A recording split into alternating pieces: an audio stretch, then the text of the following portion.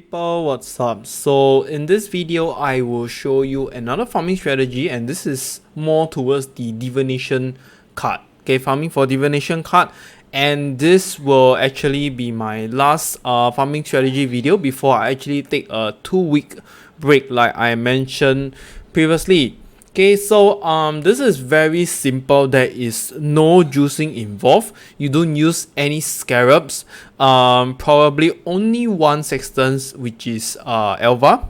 Other than that, it is just a very simple Alch N Go kind of strategy. Okay, there is no extra juice or sauce or whatsoever. It's very casual.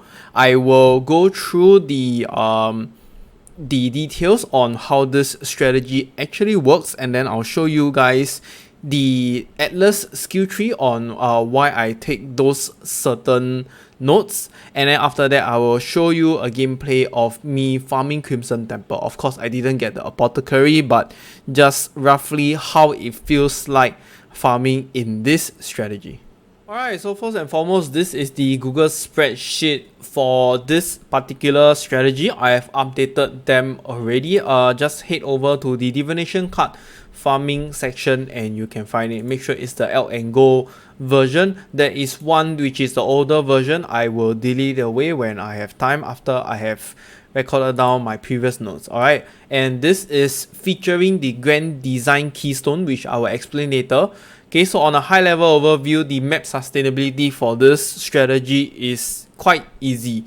In a sense, when you run one map, you will get one map back, or if you are lucky, you will get two. Okay, the estimated time per map is about 5 minutes. This is with the delirium mirror, alright, the natural delirium mirror. If you do not have the natural delirium mirror, then it's gonna be probably much faster, maybe 4 minutes or so, 3 to 4 minutes, depending if you have additional abyss or not. Okay, so these are the contents that we'll do for this strategy. So the Delirium, Abyss, Strongbox, Harbinger, Shrine, Root Exile is very RNGs, but I'm just going to include in, and Eater of World, of course, for our staple currencies, map currencies, and more monsters. Okay, map device you're going to use is Abyss. And the best map that you can do, as of now, I only know Crimson Temple is for the Mage Blood card and Promenade is for the Patient card. If you want to farm for other cards, you will need to check which maps have them. Okay. Okay, so details. This strategy is really purely for those that would like to farm for divination cards in a very simple, casual way. In terms of profitability, right, it is really up to the divination card prices and whether you get them or not. However, no matter what it is, you will not lose any currency by doing this strategy. Okay, you will still profit, but it really depends, like I mentioned, on how many divination cards you get. So another thing to take note is because of the changes to loot drops, right, getting those divination cards is much harder now. I actually have ran probably 8 promenade maps with this strategy and I have not gotten a single patient card. Okay, then again, it's very much up to RNG. My friend did it once and he got it on his first try, and then on the third map he got 2 patient cards, so I guess my RNG is just bad.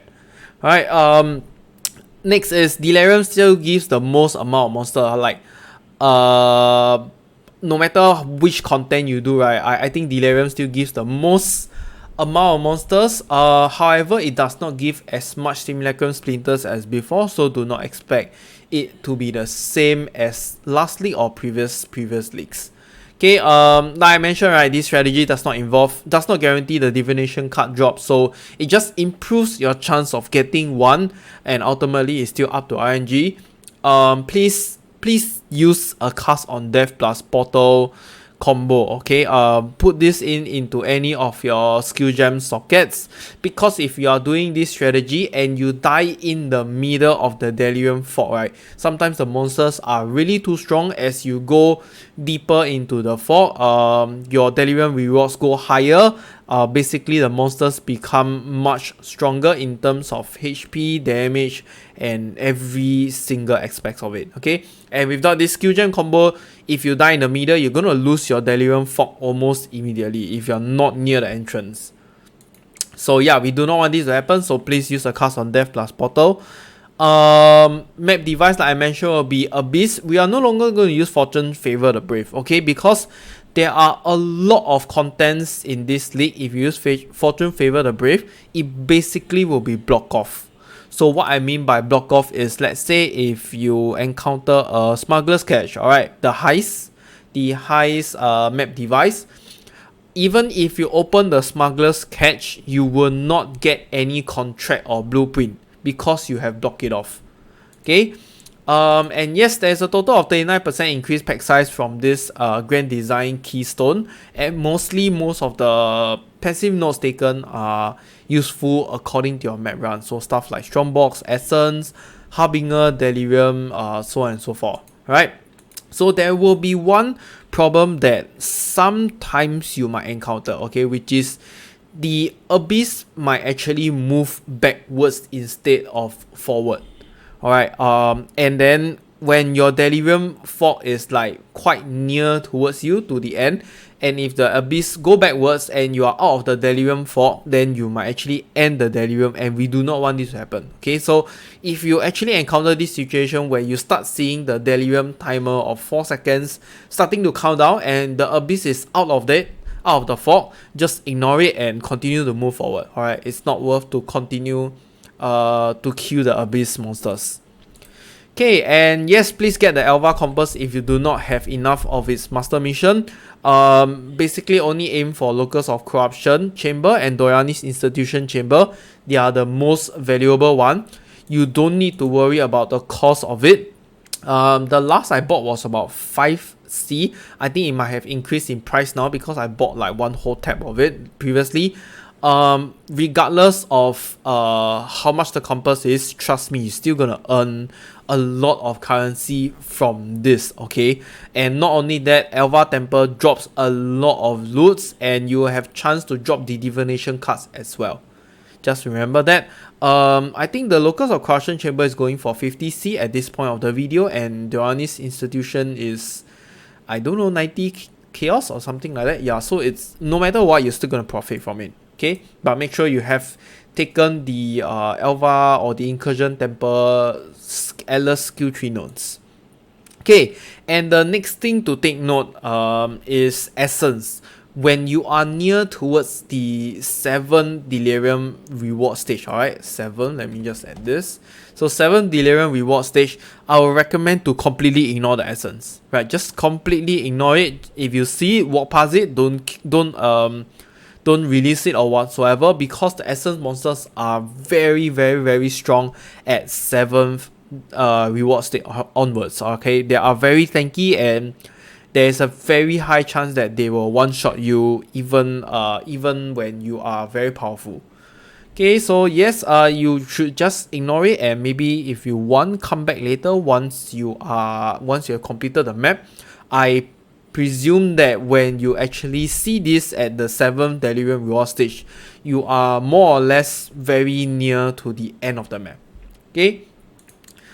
Yes, and if you are in a Delirium encounter, just ignore attempting to use a Remnant of Corruption on the Essence, alright? Just click, kill, and go, because we want to extend the Delirium timer or the fog on it by killing a Essence, a monster that is imprisoned by it, right? You actually extend the timer of the Delirium fog. Okay, so that's why if you see a Striking Essence and you kill both of it, it actually extends 2 times the amount.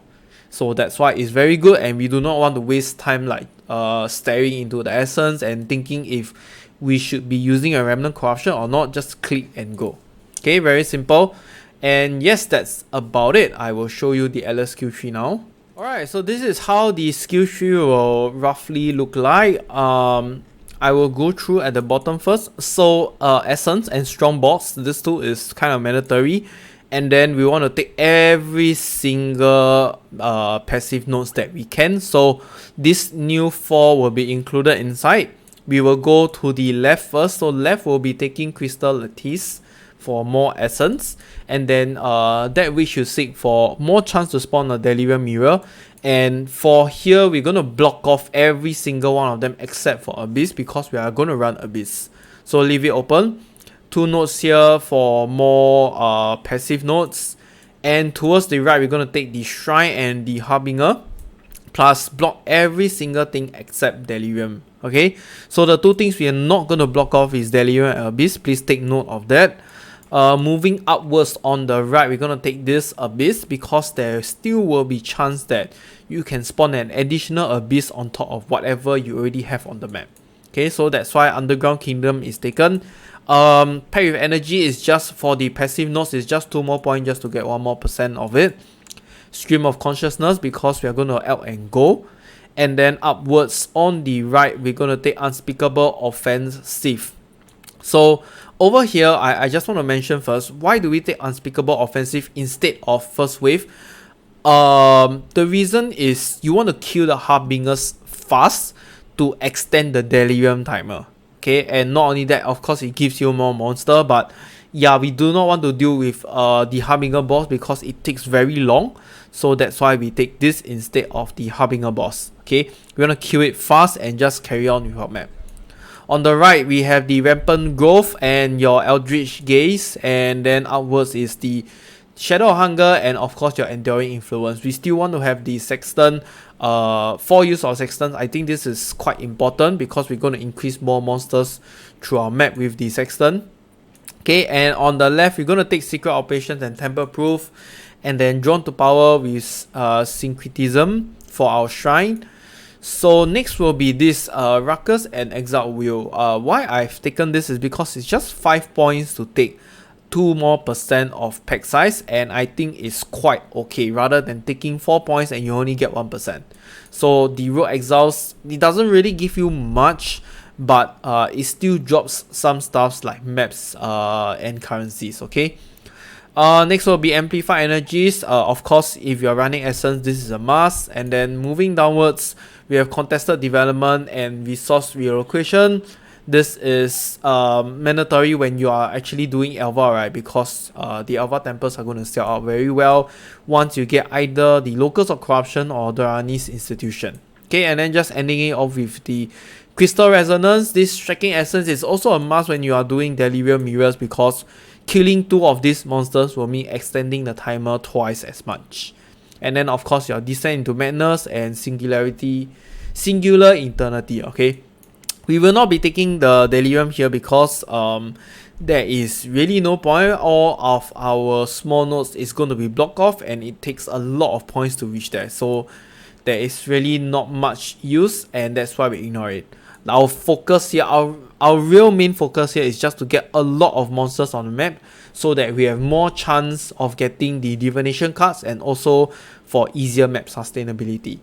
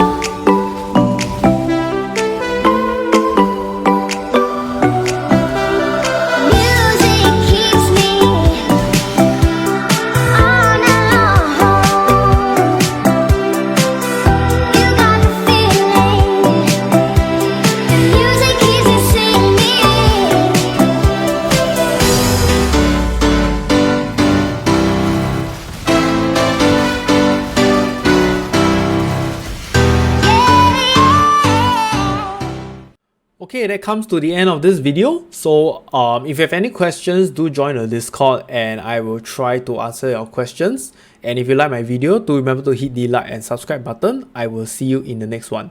Bye.